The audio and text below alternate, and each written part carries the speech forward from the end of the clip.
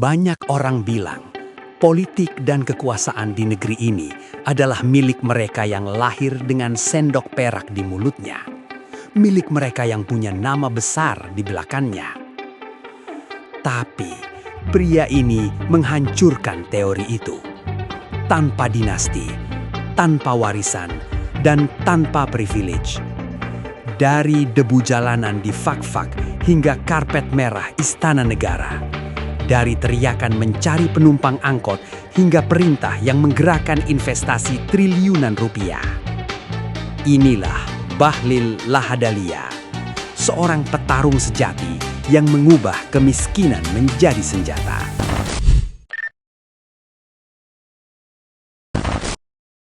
7 Agustus 1976, di Banda Neira, Maluku, seorang anak laki-laki lahir dari rahim seorang ibu yang bekerja sebagai tukang cuci. Ayahnya, seorang buruh bangunan yang upahnya hanya cukup untuk menyambung nafas. Kemiskinan bagi Bahlil bukan sekedar kata-kata. Kemiskinan adalah rasa lapar yang nyata. Ketika keluarganya pindah ke Papua, Bahlil kecil tidak punya pilihan selain tumbuh dewasa sebelum waktunya. Bayangkan, seorang anak SD memikul nampan kue di kepala, menjajakannya di pasar sebelum lonceng sekolah berbunyi. Di saat anak lain bermain, Bahlil sedang menghitung recehan. Disitulah insting bertahan hidupnya lahir. Dia belajar satu hal, dunia tidak berhutang apapun padamu. Kamu yang harus mengambilnya sendiri. Remaja Bahlil adalah penguasa jalanan.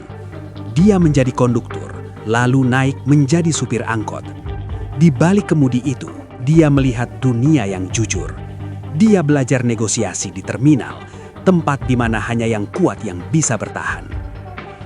Namun, jiwanya meronta.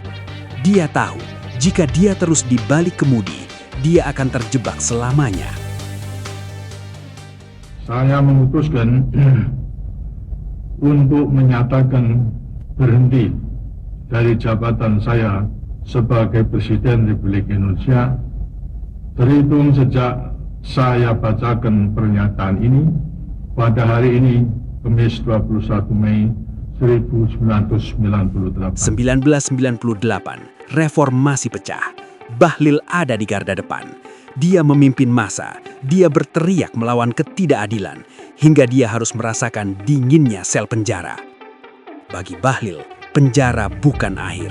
Itu adalah sertifikat bahwa dia adalah ancaman bagi mereka yang berkuasa. Lulus kuliah, Bahlil membawa modal 0 rupiah. Tapi dia punya sesuatu yang lebih berharga, jaringan. Dia mendirikan PT Riva Finance. Dia masuk ke sektor yang sangat berbahaya, tambang, perkebunan, infrastruktur. Dia bertarung dengan pemain-pemain besar dari Jakarta. Dia menggunakan gaya preman berdasi, sopan di meja perundingan, tapi tidak kenal takut saat ditekan. Puncaknya, 2015, dia terpilih menjadi Ketua Umum HIPMI.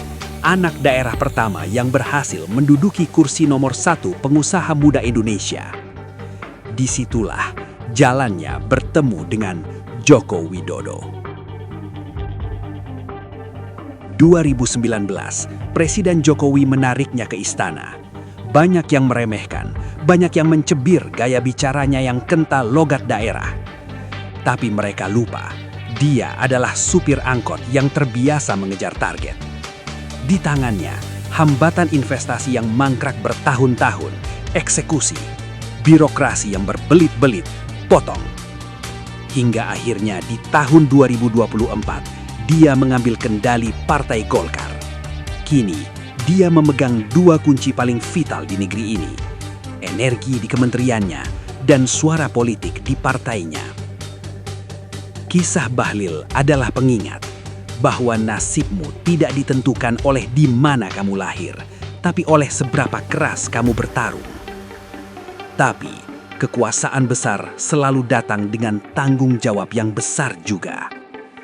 Apakah sang penakluk nasib ini akan membawa kemakmuran bagi rakyat? Ataukah dia akan menjadi bagian dari elit yang dulu dia lawan? Kita lihat saja nanti. Satu hal yang pasti, dari penjual kue menuju puncak kekuasaan. Dan permainannya baru saja dimulai.